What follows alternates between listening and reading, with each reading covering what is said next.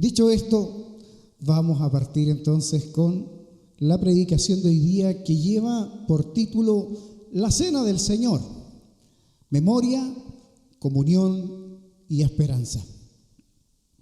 Está centrada en el pasaje que comúnmente utilizamos para referirnos a la Cena del Señor, y es lo que escribió Pablo, ¿cierto? Ahí en la primera carta a los Corintios, capítulo 11, del verso 23 al 26, que si me ayudan con la proyección, le damos lectura en el nombre de nuestro Señor Jesucristo. Primera a los Corintios, capítulo 11, del verso 23 al 26. Dice así: porque yo recibí del Señor lo que también os he enseñado, que el Señor Jesús, la noche que fue entregado, tomó pan, y habiendo dado gracias, lo partió y dijo: tomad, comed, esto es mi cuerpo que por vosotros es partido. Haced esto en memoria de mí. Asimismo, tomó también la copa después de haber cenado, diciendo: esta copa es el nuevo pacto en mi sangre. Haced esto todas las veces que la bebiereis en memoria de mí. Así pues, todas las veces que comiereis este pan y bebiereis esta copa, la muerte del Señor anunciáis hasta que Él venga. Padre, te damos gracias porque tú deseas hablarnos. Señor, nosotros aquí queremos estar atentos a tu palabra. Abre nuestros oídos, permítenos escuchar tu voz. En el nombre de Jesús. Amén. La Cena del Señor, amada iglesia, es la celebración de la presencia de Cristo. ¿Dónde?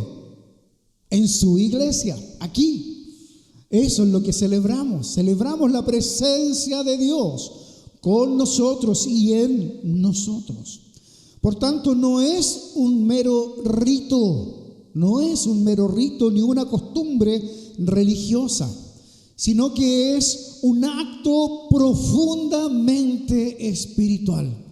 Eso es así, es un acto profundamente espiritual, pero así también comunitario, porque nos involucra a todos. Yo no ceno solo en mi casa, no, yo ceno aquí, en el templo con ustedes. Puedo cenar también en la casa de algún hermano que esté enfermo y que por ese motivo no ha podido venir hasta este lugar, y se llevan los elementos a ese lugar y ahí compartimos la cena del Señor. Pero no lo hago solo como individuo, sino que siempre, ¿cierto?, en comunidad con la iglesia, entre nosotros como hermanos.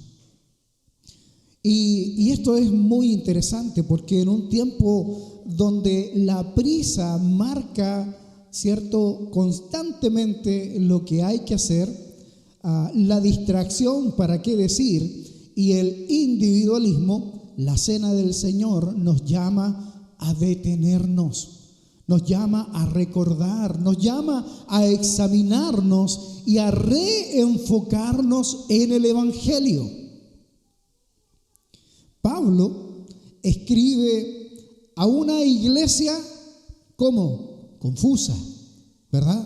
Confusa, una iglesia que, si bien es cierto, hacía cosas maravillosas, pero también la iglesia en Corinto era una iglesia que tenía una mezcolanza de cosas increíble. Por lo tanto, era una iglesia confusa, era una iglesia fragmentada, era una iglesia dividida. Ya el mismo pasaje de 1 Corintios 11 nos habla de las divisiones que habían al interior de la iglesia. Como así también Pablo nos habla de las advertencias, ¿cierto?, de comer y beber de la cena del Señor indignamente. Por tanto, habían estos elementos, había confusión, había fragmentación, división, ¿cierto?, en la iglesia de Corinto. Y el Señor ahora nos está hablando a nosotros. ¿Habrá división entre nosotros? No lo sé, puede que sí. ¿Habrá enemistad? No lo sé. Y lo digo sinceramente, de mi parte, no sé, no lo sé. ¿Usted ha estado molesto por algo con algún hermano? La pregunta es, ¿el otro hermano lo sabe? Porque si no lo sabe, difícilmente se pueda solucionar lo que ha ocurrido. Por tanto, el Señor nos llama a reconciliarnos antes de participar de la cena, a reconciliarnos, a estar al día. ¿Por qué? Porque somos su pueblo, somos sus hijos, somos hermanos en la fe. Eso es lo que somos.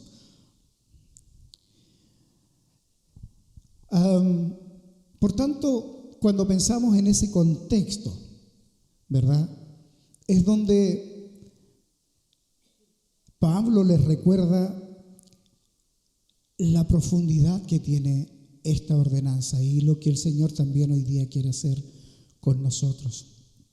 La cena del Señor no es un adorno dentro del culto, no es aquello, sino que es un pilar fundamental en la fe cristiana.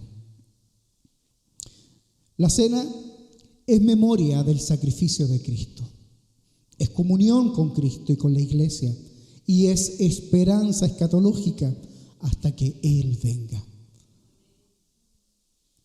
El Señor es nuestra esperanza. Él es nuestra esperanza. Aleluya. Vamos a ver entonces 3 puntos centrales. El primero, la cena del Señor, un memorial de sacrificio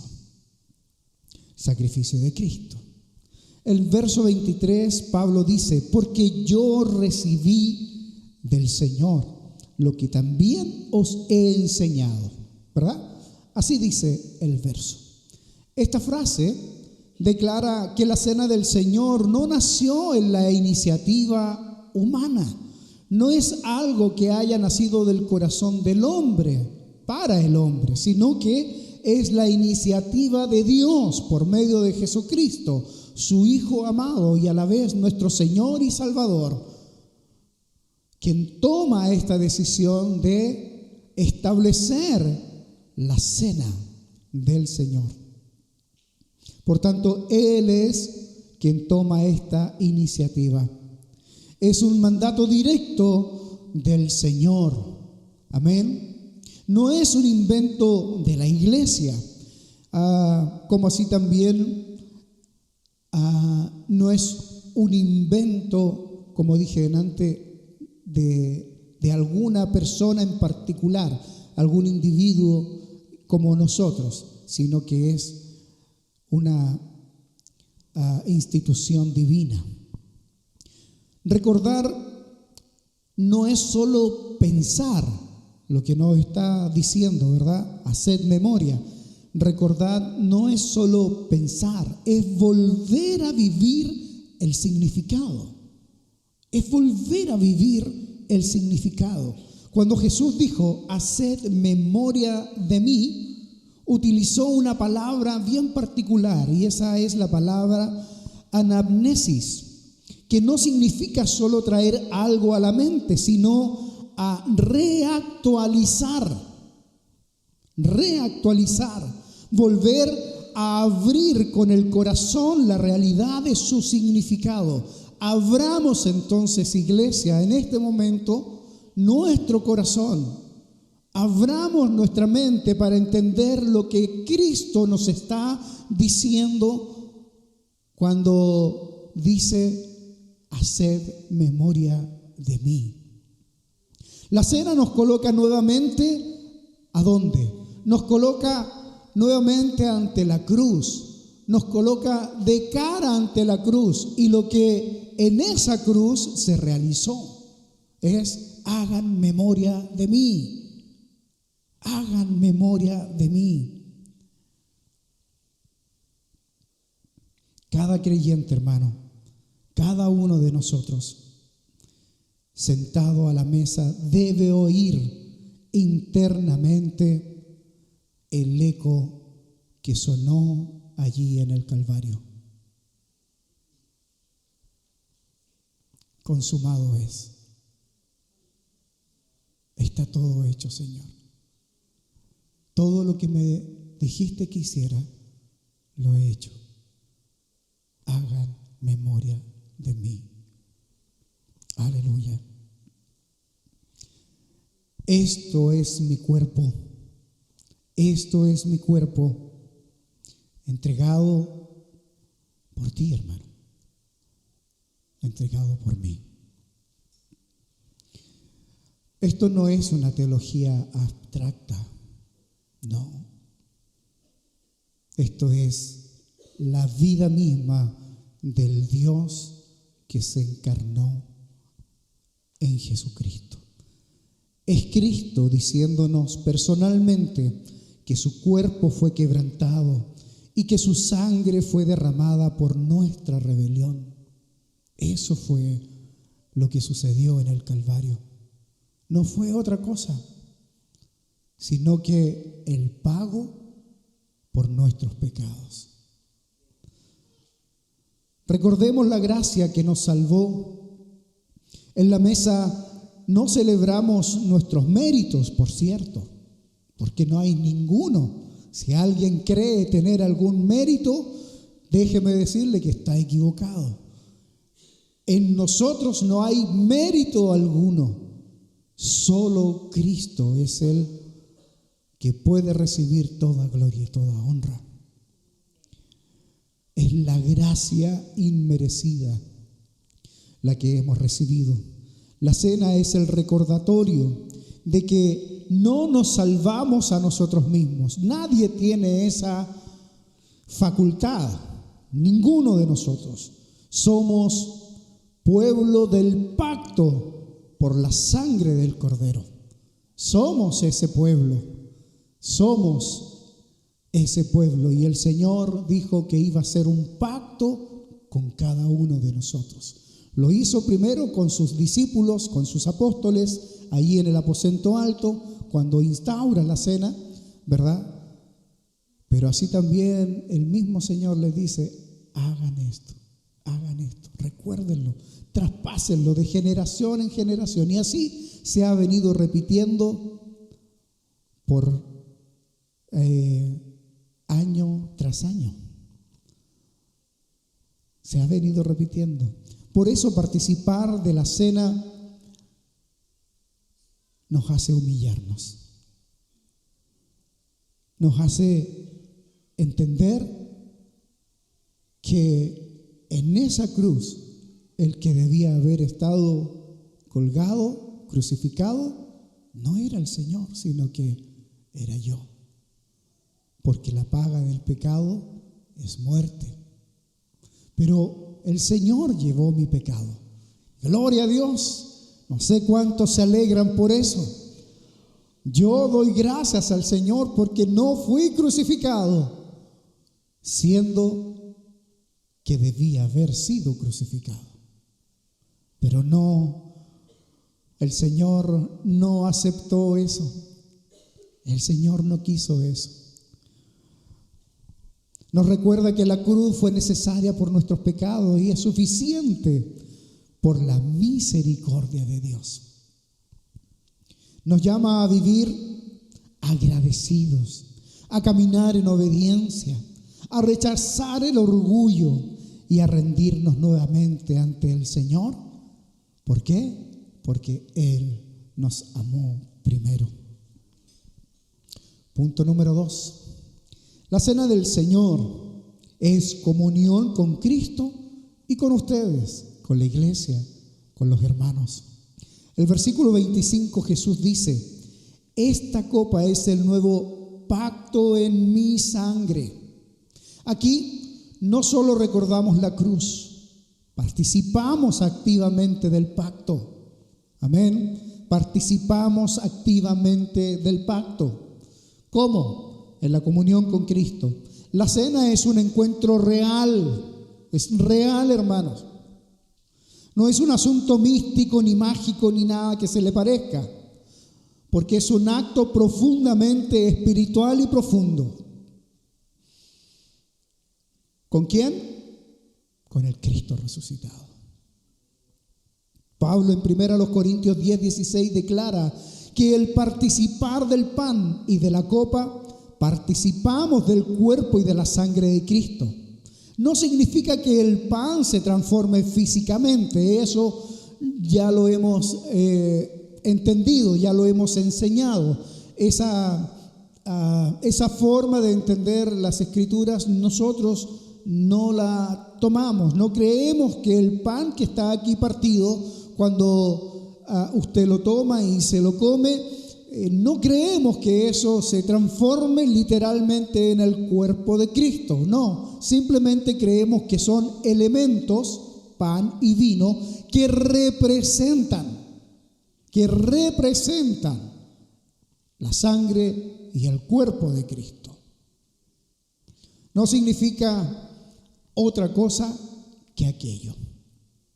La cena afirma que Cristo está presente con su pueblo, no de manera así abstracta como dije adelante, sino con una presencia espiritual eficaz. ¿Y qué es lo que hace? Fortalece, renueva, edifica, sana. Eso es lo que hace la presencia del Señor. Por tanto, si alguien ha venido hoy debilitado, enfermo, cansado, desanimado, con problemas, etcétera, etcétera, bueno, ha llegado al mejor lugar, porque aquí, en la mesa que el Señor ha preparado, usted puede recibir nuevas fuerzas, usted puede recibir sanidad, usted puede recibir restauración. Amén. Así también, la cena del Señor es comunión entre nosotros, su pueblo, los creyentes. Pablo responde a los corintios porque tomaban la cena mientras comían y se provocaban divisiones entre ellos. La iglesia se transformaba en un grupo fragmentado donde el egoísmo y la falta de amor le quitaban ese sello que el evangelio debía tener. Comunión, amor entre hermanos. La cena nos recuerda que no somos individuos aislados, sino que somos parte de un solo cuerpo. Un solo cuerpo. La mesa es el lugar donde recordamos que cada hermano ha sido comprado por la misma sangre que nos compró a nosotros. Lo que el Señor pagó por ti, también lo pagó por mí. Esa misma sangre que derramó el Señor por ti, el Señor también la derramó por mí. No hay, como diríamos algunos, regalones. No hay regalones, hay hijos. Todos somos hijos ante los ojos del Señor. Nadie es más o menos que el otro. Todos somos necesitados de la gracia de Dios. Por eso, participar indignamente no se refiere a ser perfecto, sino a participar sin discernir, sin comprender que somos un cuerpo unido con Cristo. La cena nos obliga a reconciliarnos. Nos obliga a eso. Nos obliga a repensar cómo estoy, primeramente con el Señor, pero así también cómo estoy con mi hermano. ¿Cómo está mi vida personal, espiritual? ¿Está a cuentas con el Señor? ¿O hay pecado en mí? ¿Cómo está mi vida? Es una pregunta que no podemos eludir al momento de estar ante la cena del Señor. La cena del Señor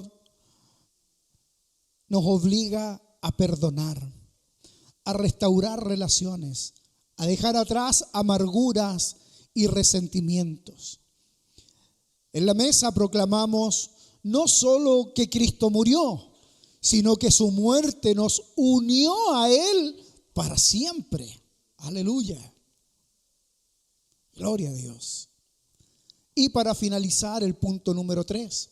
La cena del Señor es esperanza hasta que Él vuelva. En el versículo 26, Pablo declara lo siguiente: así pues, todas las veces que comiereis este pan y bebiereis esta copa, la muerte del Señor anunciáis hasta que Él venga. La cena tiene una dimensión futura. Sí, una dimensión futura.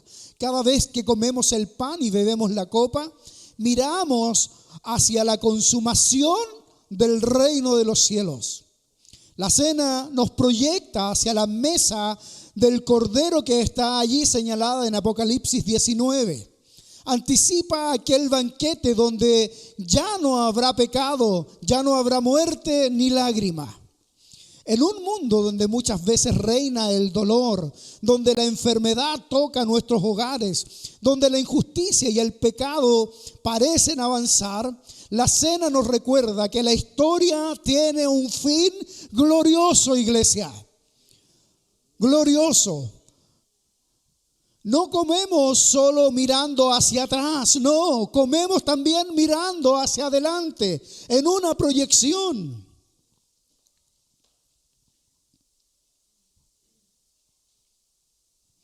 La cena del Señor alimenta a su vez la perspectiva del creyente. La cena es un acto de recalibrar, si se puede decir de alguna manera, nuestra esperanza. ¿Cuántos en ocasiones pierden la esperanza y dicen, hasta aquí nomás llego yo, no puedo más?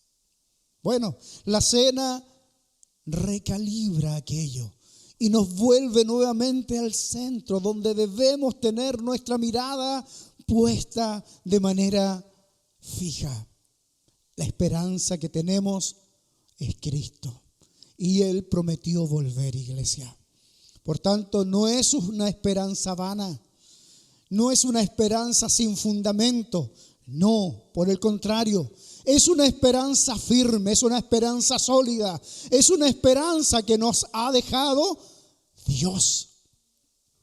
Dios nos recuerda que el mundo no es nuestro destino final. Esta esperanza nos recuerda eso.